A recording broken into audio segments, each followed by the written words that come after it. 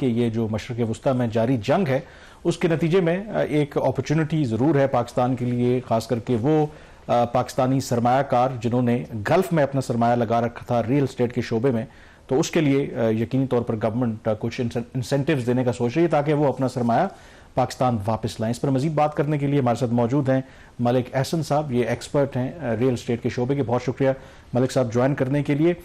سب سے پہلے تو I think in recent years دیکھیں جو پاکستان میں جو ریل اسٹیٹ کے شعبے سے لوگ منسلک ہیں شاید حکومتی پالیسیوں سے اتنے خوش نہیں تھے، تو اس کو سامنے رکھتے ہوئے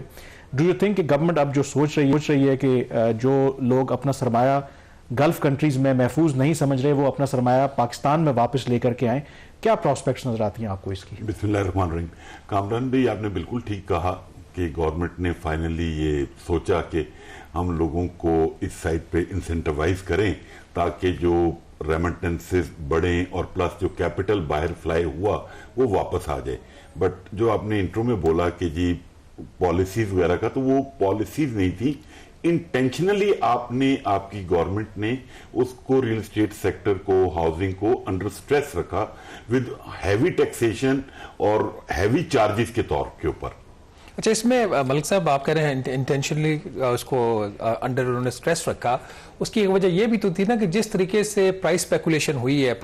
خاص طور پر اوپن پلاٹس میں، فائلیں بکی ہیں اس ملک کے اندر، کوئی ریگولیشن نہیں ہے، ہاؤسنگ سوسائٹیز بن گئی، پیچھے اپروولز کوئی نہیں ہے، تو یہ بات تو ٹھیک ہے، پھر تو ہر حکومت چاہے یہ نون لیگ کی گورنمنٹ ہو یا کوئی بھی ہوتی وہ تو انڈر سٹریس رکھتی نا تاکہ یہ اسپیکولیٹو ایلیمنٹ ختم ہو۔ آپ کو بہت اچھی طرح پتا ہے کہ 2 سال پہلے تک کیا ہوتا رہا، ہم آج کی بات نہیں کرتے کہ پلاٹس جو تھے ایک عام آدمی کی لیج سے باہر چلے گئے تھے، تو وہ تو حکومت اپنی جگہ پہ ٹھیک نہیں تھی پھر۔ نہیں بات یہ ہے، یہ تو کوئی طریقہ نہیں ہے کہ آپ کسی چیز کو روکنے کے لیے اس کو نیگیٹو سائڈ پہ کر دیں، تو اس کا آپ نے کیا بینیفٹ لیا؟ آپ کا ریونیو بھی کم ہوا، آپ کے ملک سے کیپٹل بھی فلائی کر گیا، اب آپ اس کے لیے سر جوڑ کے بیٹھے ہیں کہ ہم اس کو کسی طریقے سے واپس لائیں، اور آپ تو خود اس کی وٹنس ہیں پالیسیز کے۔ میں مینشن نہیں کرنا چاہتا کہ جو پالیسیز ایف ای ڈیز جیسے اناؤنس ہوئی اور اس کی پرائس آپ نے بھی پے کی، مطلب ایشو یہ ہے کہ اگر کہیں پہ غلط کام ہو رہا تھا اس کو ایڈریس کرنے چاہیے کہ بجائے اس کی کہ آپ اس چیز کو وائنڈ اپ کروا دیں پورے پاکستان میں۔ ابھی جو کامران کا سوال تھا کہ یہ جو بات ہو رہی ہے کہ گلف سے پیسہ پاکستان واپس لایا جائے،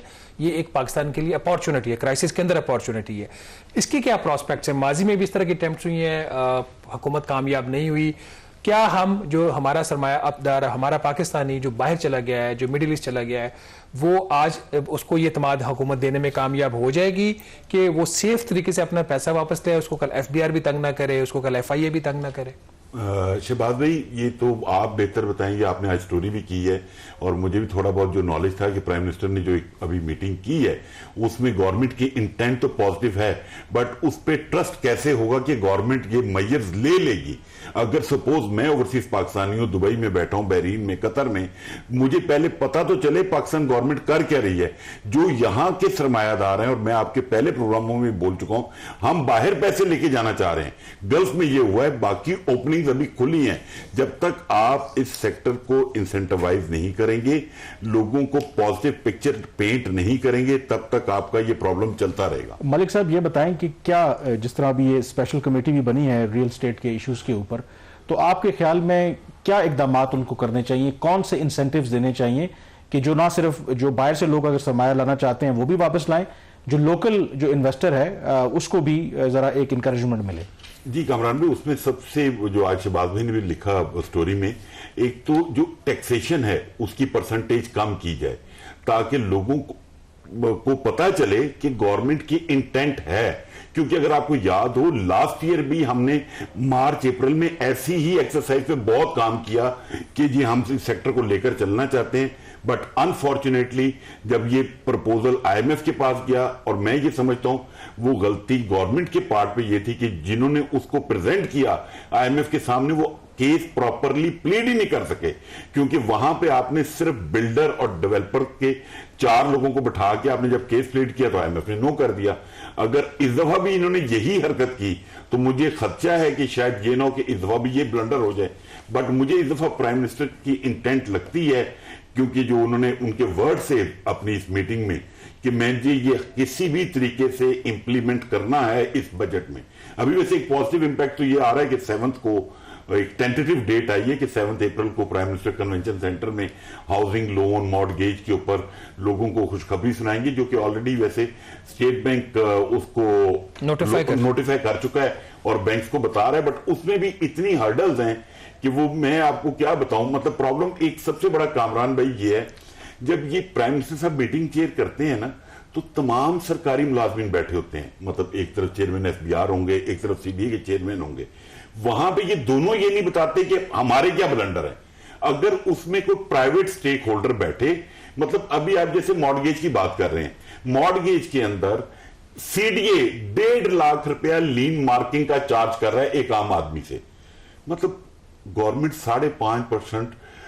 سبسڈی پے کر رہی ہے, آپ نے 5% پہ لون ملنا ہے, لیکن جو اس کے ادر چارجز ہیں وہ تو گردن سے پکڑنے والے ہیں, اس کے اوپر کوئی بات نہیں کرتا, کیونکہ ادھر وہ میکنزم یہ ہے, you scratch my back I scratch your back. لیکن ملک صاحب پرائم منسٹر لیول پہ تو یہ ہر چیز ہر لیول کی ڈسکشن نہیں ہو سکتی نا. پرائم منسٹر نے ٹاسک فورس بنائی جس میں آپ لوگ سارے ریئل اسٹیٹ کے ریپرزینٹیٹو بھی وہاں پہ موجود تھے پچھلے سال. ابھی بھی جو اس کی ریکمنڈیشن ہے اس میں انہوں نے بہت سارے لوگوں کو کنسلٹ کیا, آپ کے لوگوں کو بھی. ابھی بلکہ کل میری کسی سے بات ہو رہی تھی, وہ کہہ رہے تھے انہوں نے بھی ریکمنڈیشن پرائم منسٹر کو بھیجی ہے through task force. But the point here is کہ اب ایک اور جو چیز سامنے آ رہی ہے کہ لگ ایسے رہا ہے کہ ریئل اسٹیٹ سیکٹر کے اندر بھی 2 گروپس ہیں,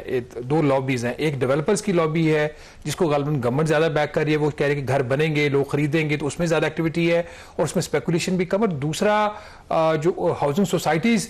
کے اندر پلاٹس کی جو خرید و فروخت ہے اس کے اندر ایک اپنی ایک جو ہے وہ ایک ان کی اپنی لابی ہے. تو آپ کیا سمجھتے ہیں کہ یہ اگر آپ لوگ ان ہاؤس جو ہے وہ مل بیٹھ کے خود ڈیولپر بھی اور ڈیلرز بھی اگر آپ لوگ ایک پیج پہ آ جائیں تو پھر حکومت کے لیے پھر ایک پیکج کو فائنل کرنا, اس کو امپلیمنٹ کرنا, پھر آئی ایم ایف سے بات کرنا آسان نہیں ہو جائے گا؟ شہباز بھی آپ نے بہت اچھی چیز کو آئیڈینٹیفائی کیا. پرابلم یہ ہے کہ ہمارے جو بلڈرز اور ڈیولپرز ہیں نا وہ ریئل اسٹیٹ کو مائنس کرتے ہیں. وہ کہتے ہیں کہ ہم ہے جو اس انڈسٹری کو لے کر چلیں گے, اور میں یہ سمجھتا ہوں کہ پرائم منسٹر صاحب سے میری گزارش ہے آپ کے پروگرام سے توسط سے ساری چیزیں بالکل ٹھیک ہو جائیں گی. آپ تمام بلڈرز اور ڈیولپرز کے لیے یہ قانون بنا دیں کہ وہ without escrow account public money جہاں پہ انوالو ہوگی, انسٹالمنٹ پہ پلاٹ بیچے جائیں گے, وہاں پہ وداؤٹ ایسکرو اکاؤنٹ کوئی بلڈر ڈیولپر کام نہیں کر سکتا. یہ ملک بہت بہتر راہ پہ گامزن ہو جائے. اس پیج پہ آ جائے تو پھر حکومت کے لیے پھر ایک پیکج کو فائنل کرنا, اس کو امپلیمنٹ کرنا, پھر آئی ایم ایف سے بات کرنا آسان نہیں ہو جائے گا؟ شہباز بھی آپ نے بہت اچھی چیز کو آئیڈینٹیفائی کیا. پرابلم یہ ہے کہ ہمارے جو بلڈرز اور ڈیولپرز ہیں نا وہ ریئل اسٹیٹ کو مائنس کرتے ہیں. وہ کہتے ہیں کہ ہم ہے جو اس انڈسٹری کو لے کر چلیں گے, اور میں یہ سمجھتا ہوں کہ پرائم منسٹر صاحب سے میری گزارش ہے آپ کے پروگرام سے توسط سے ساری چیزیں بالکل ٹھیک ہو جائیں گی. آپ تمام بلڈرز اور ڈیولپرز کے لیے یہ قانون بنا دیں کہ وہ without escrow account public money جہاں پہ انوالو ہوگی, انسٹالمنٹ پہ پلاٹ بیچے جائیں گے, وہاں پہ وداؤٹ ایسکرو اکاؤنٹ کوئی بلڈر ڈیولپر کام نہیں کر سکتا. یہ ملک بہت بہتر راہ پہ گامزن ہو جائے گا.